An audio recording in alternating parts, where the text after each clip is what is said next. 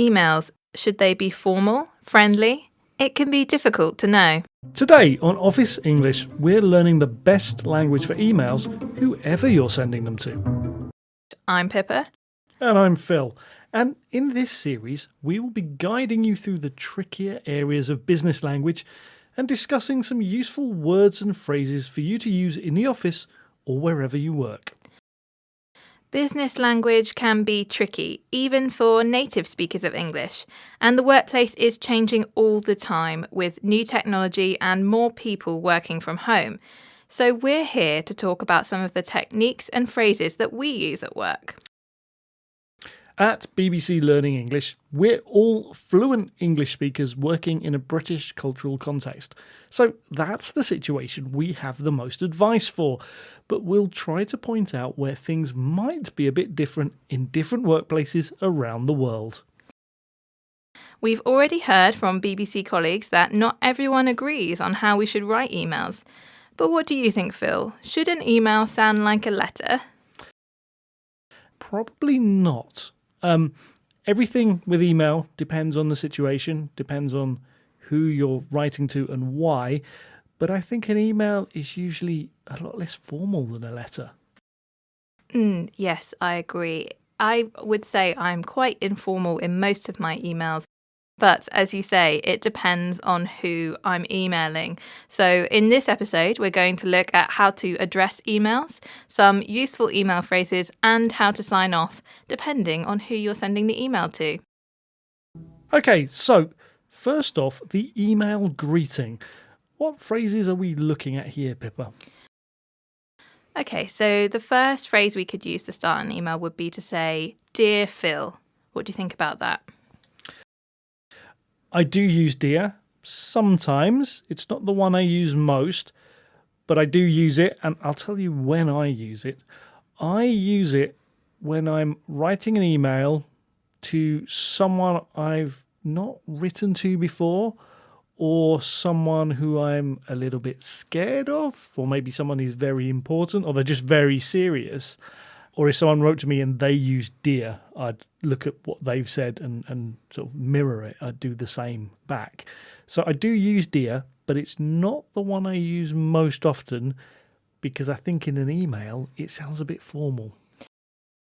Yes, I agree. There's nothing wrong with saying "Dear Phil." Nobody would think that that was bad English. I use it sometimes if I had to write an email on behalf of a company. So, a more formal email that's not from me, but from the company that I represent. What I might use for a more personal email to a colleague or something is just to say hi or hello.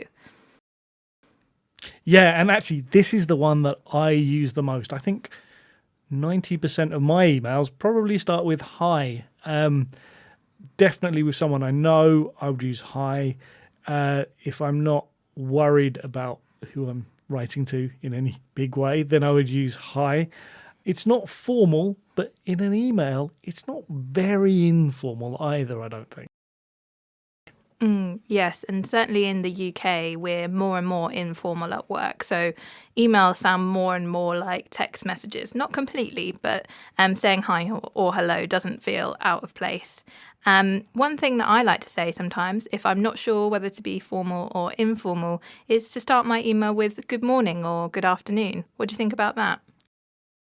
I think that's a really nice way to do it because it can sound kind of friendly, but it can also sound kind of formal. You can sort of see it in two different ways. Yes, if you sort of said good morning to someone when you were speaking, that would sound quite formal. It makes me think of being at school and you would say sort of good morning, miss, or good morning, sir, to the teacher. What about emails where you don't know the name of the person, Phil? What would you do then? Well, yes, we've got all these formula for using in letters, like to whom it may concern, or dear sir, or madam, but they often sound a bit cold and a bit unfriendly. It does depend on the situation. It will be different in different countries. It might be different in different industries. If you're a lawyer, it might be different. But I would probably use, if you use hi, you don't actually need to say who you're writing to. You can just say hi. Yeah, that's really useful because when you say dear at the start of an email, you need to put the name of the person. You can't just say dear, I'm writing about it. That doesn't make sense in English. So yeah, hi is really useful. Again, good morning, good afternoon work as well because you don't need the name. You can also hide the fact that you don't know the name of the person. Sometimes people like you to know and have researched who you're messaging. Sometimes that's not possible. So just saying hi or hi there could work to be really friendly, but mask the fact that you don't know their name. Right, so we've started our email okay. Next, let's look at a couple of popular email phrases and when we might use them. Okay, yes, so we've got this one here. I'm writing to inquire about. What do you think of that? Well, that's kind of a formal way to state what your email is about. It's something you might write in a letter. We don't tend to use it in emails as much. I might say, if I was trying to be a bit friendlier, I'm wondering if you can help me with, instead of I'm writing to inquire about. Yes, no, definitely. It's something that sounds very normal in a letter, but a bit strange in most emails, I think. Okay, we've got another one here. Please find attached. Yes, this is one that you see a lot, and we might use please find attached in an email to say that we're sending a file or a link. So that's what it means. A more informal way of saying this would just be to say, here is the document you asked for, here is the report, or here's the link to the podcast that you wanted to listen to. That would be probably a more friendly way to write an email to a colleague or someone at work that you know well, rather than please find attached. But I think please find attached has a place in an email occasionally. Yeah, again, we were talking about formal ones, maybe if you're representing a company or writing to people that you don't know. A bit of a guide for emails can be that emails are a lot more like the way we speak to someone, whereas formal letters are often a bit different to the way that you would talk to someone. And finally, how should we say goodbye at the end of the email? What are the options, Pippa? Okay, so our first option would be to say something like yours sincerely or yours faithfully. What do you think of that, Phil? Now, this is the thing you always get taught to put at the end of a formal letter. I remember at school being taught this, and I think it's probably still true for a formal letter, but I think it's a bit unusual on an email. Even quite a formal email, I think it's unusual to see this. Yes. Something that people might use instead, even in quite a formal email, is to say something like kind regards, because it's quite formal, but it still sounds polite. Yeah, I actually often just use regards a lot at the end of my email, and it's because it's in that sort of sweet spot of being a bit formal but a bit friendly, and it means I don't have to think too much about what I'm putting at the end of an email because I'm never sure. I usually will say all the best or best wishes, particularly if it's to somebody I don't know well or it's the first time I've emailed someone, because it's quite formal. But it's good to switch up the options, especially if you're emailing back and forth a lot with somebody. You don't want to keep writing the same thing. I just find that feels a bit strange to keep saying all the best, especially when they reply quickly and then you reply. It's just like seems like it has no meaning by that point.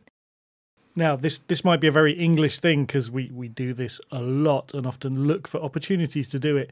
But if it makes sense to say thanks or many thanks at the end of the email, I will often do that. Yes, or you could say thank you in advance. If you've asked for a favour in the email, you can end by saying thanks in advance, just to remind them that you are asking for something. Or if you're just sending a note round to remind someone of something, thanks can be useful as well. Sort of thanks for reading. And I guess something similar is this phrase here, looking forward to hearing from you. And you're kind of suggesting that something is going to happen in the future, but it's not an impolite way of doing it. It's kind of a friendly way of saying you're expecting someone's reply and that you genuinely would like to hear from them. Yes, I love that. It's one of my favourites, actually. Looking forward to hearing from you. And I will say that often when I've sent an email to somebody to ask for something, I've not emailed them before and I would like them to reply, but I'm not sure that they will reply. So saying looking forward to hearing from you is a really friendly way to kind of encourage them to reply. And it just kind of creates a strange expectation that they're going to come back to you on what you've asked for.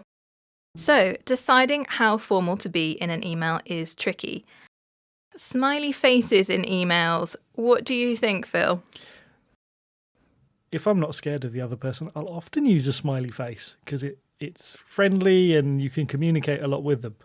But if it's a situation where you need to be a bit serious or you need to show a lot of respect to the other person, then it's probably not appropriate. Yes, definitely. I think smiley faces could be useful if lots of people in your office use them, because sometimes when you just write something down, people don't quite understand the tone of what you're saying. So they don't know if you're being friendly or serious or you're really annoyed. So a smiley face can sometimes help with that. But I would not use it frequently with, or at all, with people I don't know, with people who are senior in a company.